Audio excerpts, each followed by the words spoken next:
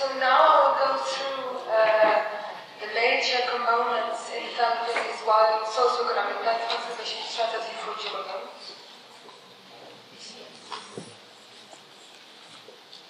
So I will start with why do we need a national strategy for Jordan, then aims of the strategy, structure, prioritizing for conservation, ecogeographic survey and analysis, ex situ and in situ analysis, climate change analysis, finally establishing ex situ and in situ conservation priorities, main recommendations and implementation.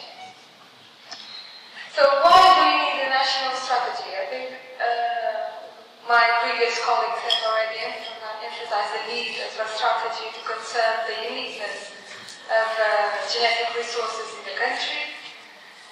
We have Jordan has more than 2,600 species, and they are threatened. So main threats include population pressure, invasive species, overgrazing, also land use legislations and so on. So the species in Jordan are actually suffering from genetic erosion, and we do need to act upon that. Land diversity conservation is best implemented via a national strategy, and it requires integrated in situ and ex situ conservation. So the Botanic project allows us to develop this strategy, and hopefully it will be endorsed by national stakeholders soon. So our aim is basically to establish ex situ conservation priorities, and that means to identify which taxa are priorities for conservation and where we should collect those taxa. And to recommend a network of conservation areas for in situ conservation of these Jordanian taxa. So basically our national strategy will allow us to conserve Jordanian flora, which will then, how can I say, will lead to the well-being of Jordanian people, also the development of the economy, and food security, especially in a scenario of climate change.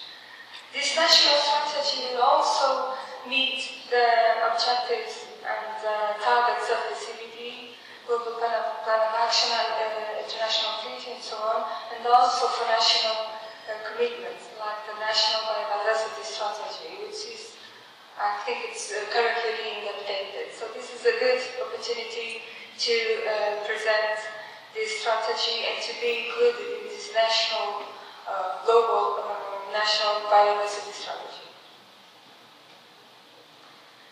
So the strategy has about 5 parts. The first one is background and justification, and it's basically explaining why do we need this strategy, and it provides an introduction to the floristic diversity of Jordan and the Middle East, as well as plant genetic resources in general. It also talks a bit about the checklist that has been recently developed. Then we go to the second part, where we mentioned the Vicia and list project led by Hatta, and we prioritize species for conservation. Part 3 includes all the core analysis of the strategy, basically the gap analysis and the climate change analysis. And I should mention that in red, this part in red is what I will focus my talk on today. Fourth part is actually our main recommendations for ex situ and in situ priorities for conservation. Then we have 4 more small chapters on monitoring species diversity, promoting the use of concept diversity, a summary of recommendations and research agenda for the future, and we end up with implications for regional and global conservation of the strategy in the last part.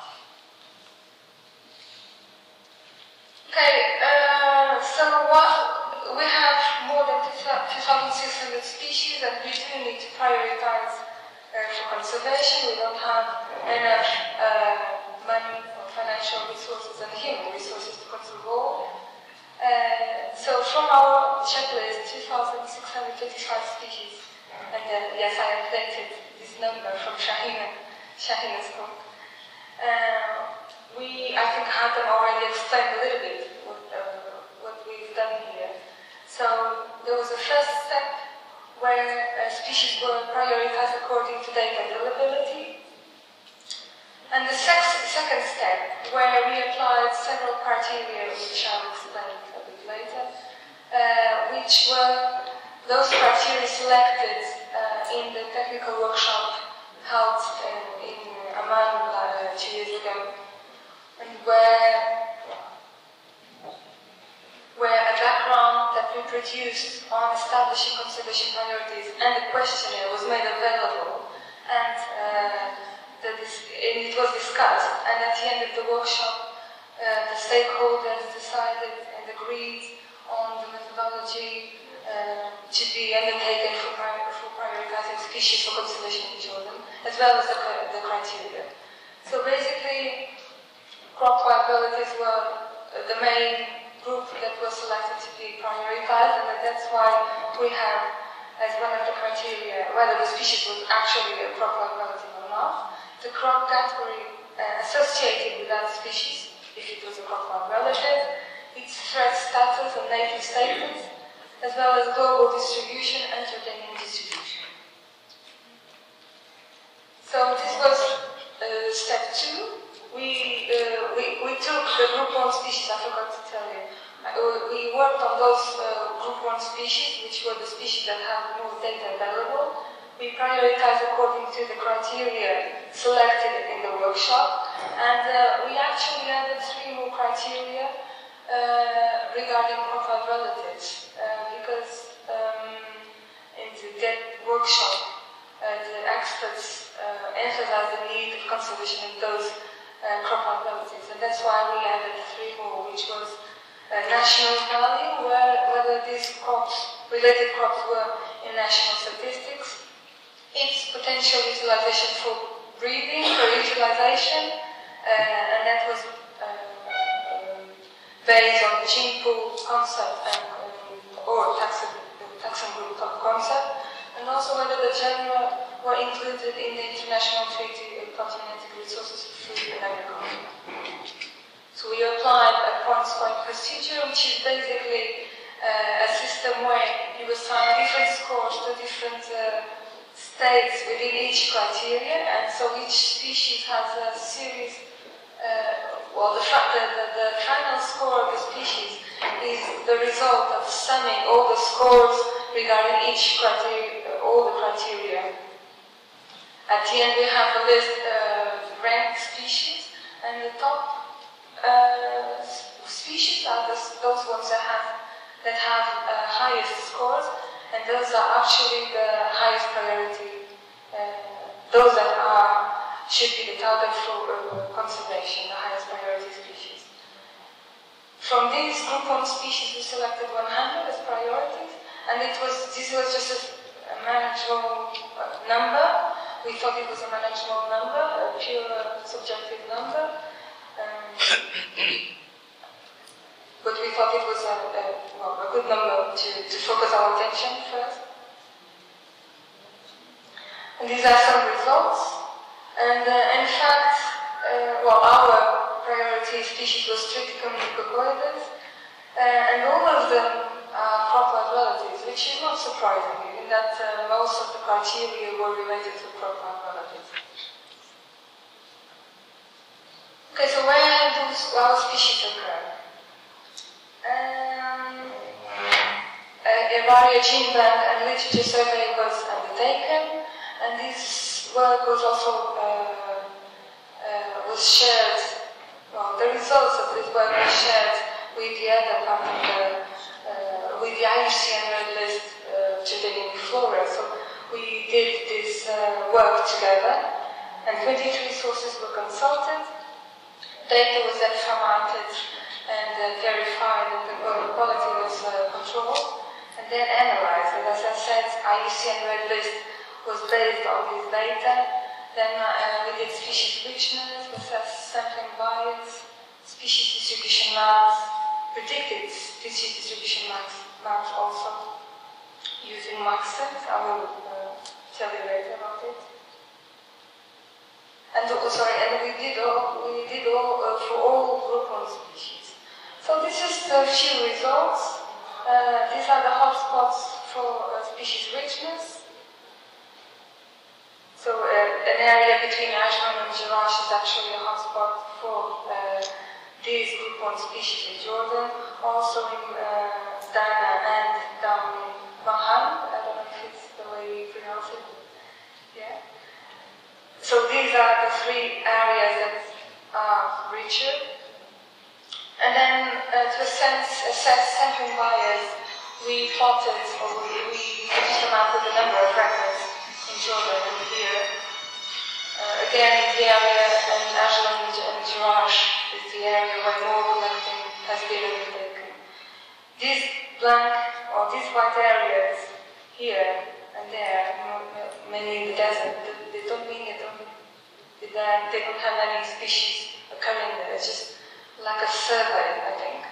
So also field survey should be focused in those areas, although arid and desertic, there are a few species occurring there, and they should also be surveyed.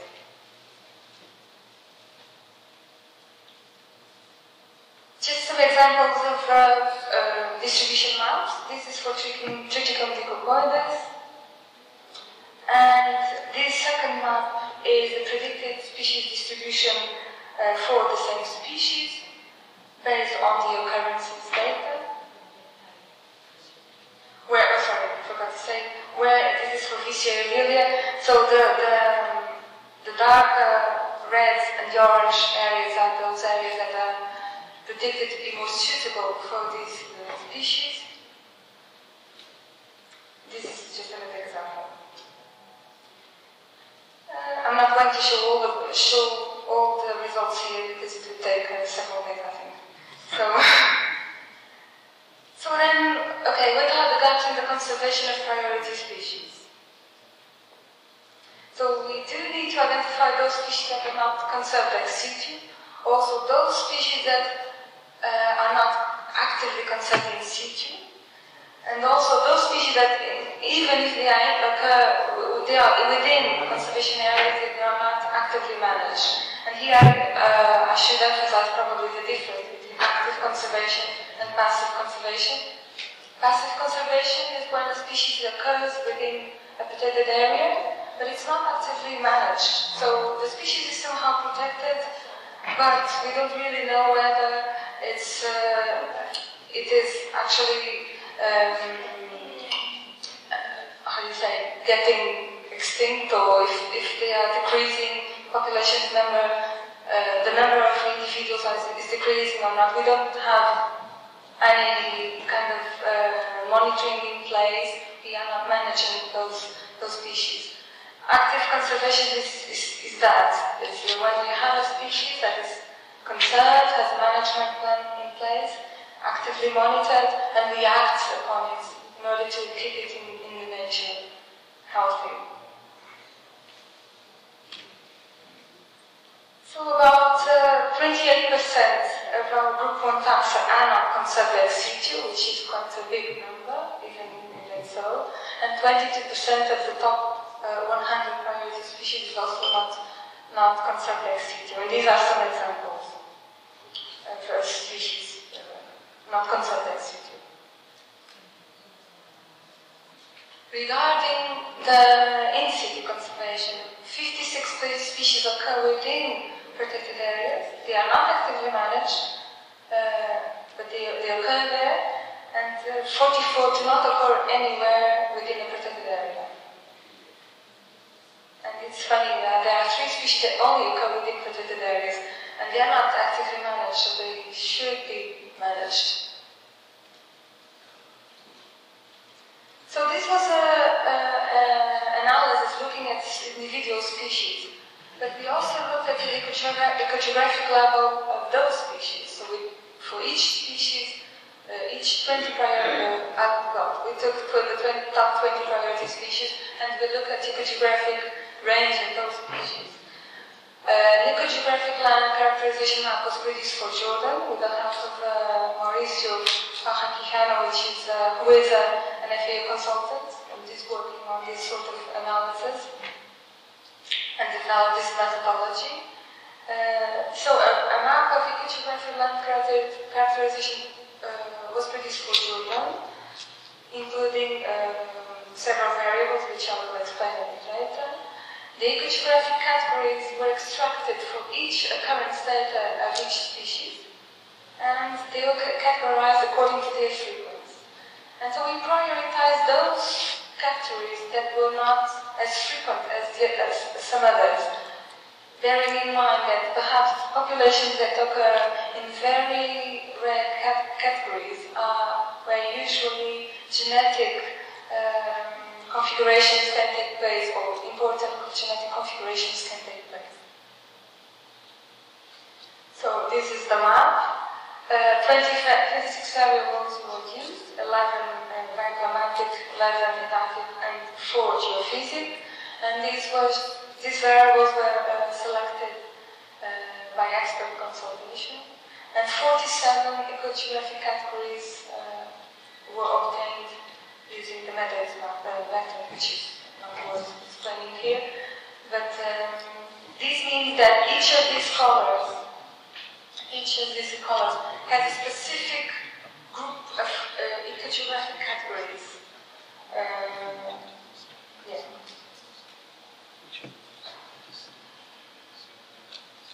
So this was the way of presenting the data to you, because I think it was easier to read. Probably it's too small, you can't see it. But for Vicia ervilla, for example, you have in dark blue the occurrences, and in orange and red you have the occurrences that are ecogeographic gaps. So no, there are no ex-situ conservations of those populations, and there are priorities for conservation regarding its ecogeographic range.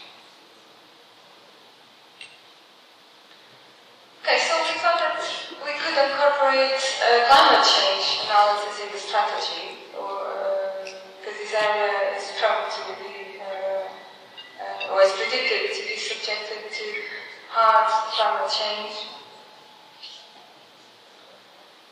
And I'm not going into detail, but we predicted potential distribution maps for priority species. We used taxon. We used climate data from 2018 and 2 emission scenarios, one that was more extreme and the other one was more moderate, and 2 global circulation models, one that predicted Jordan to be cooler and the other one to be hotter. And we then incorporate all into one model. And we selected, we identified priority species that were most affected by climate change. And that was measured by using a species range change index, which was basically the number of grids, or the area that the new suitable areas with climate change minus the area lost divided by the total area that occurs with the current climate. So a species range change negative species range change means that that species has a negative impact due to climate change. So then we selected populations for situ and in-situ conservation. For in-situ conservation, we thought that those populations that were more negatively affected should be targeted for in-situ conservation, because in the future they will probably disappear. So we need to collect them and conserve them in situ. And for in-situ conservation, we thought that, okay, we should conserve species, bearing in mind that they should persist in nature. So those ecogeographic gaps that were not affected by climate change were our priority populations for in-situ conservation.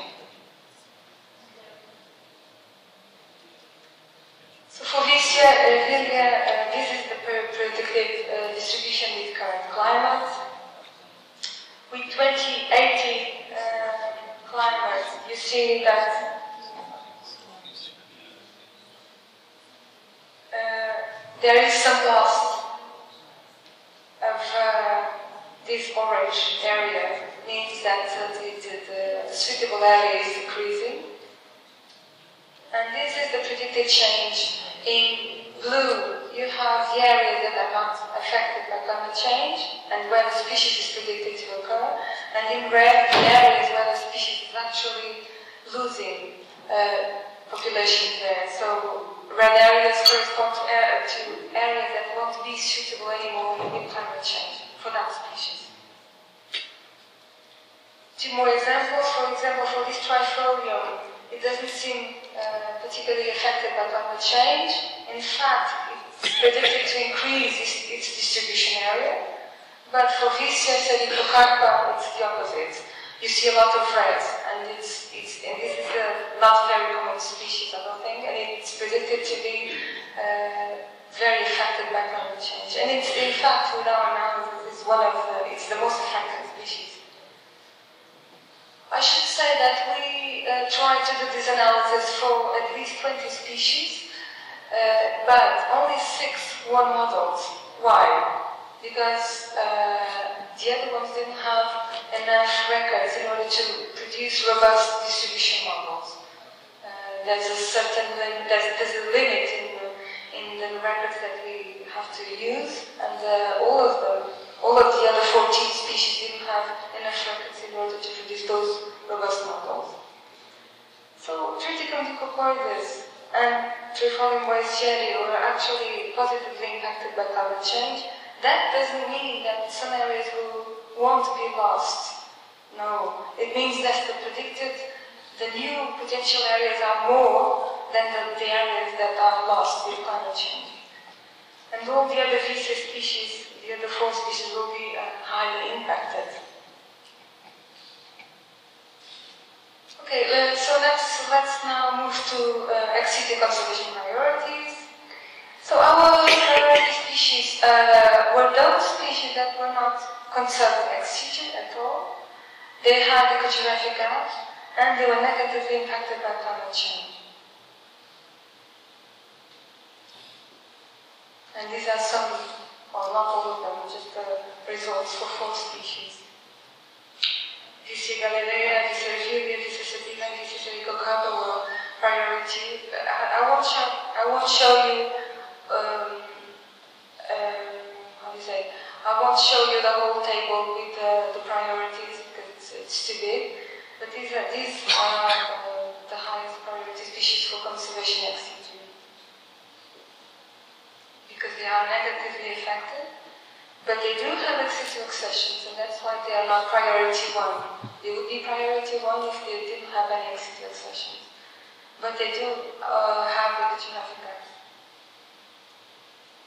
And then we look at localities or populations for ex situ conservation. Not, again, those populations not conserved ex situ that occurred in high priority ecogeographic categories and also negatively impacted by climate change. And this is a map with some of the species and their priorities. Those dots with yellow and orange are actually our priorities for conservation, or the highest priorities. In situ conservation priorities, our priority species were those that didn't occur in any existing protected area, so we should look at them in, immediately if possible. And also those species that were negatively impacted by climate change. And again, these 4 species occur here. They have species range change negative, species range change, and except for Vicia sativa, the other ones are not conserved within existing protected areas. Now this is a bit more complex, choosing locations, areas for in situ conservation. We undertook 4 different approaches. And you'll see at the end, we will have to decide which approach. But I will just explain you what the approaches are. So, first, a simple complementarity analysis, as Dr. Hamri already mentioned. This is basically selecting the minimum number of grids or areas that should conserve the maximum number of species, and they should complement each other.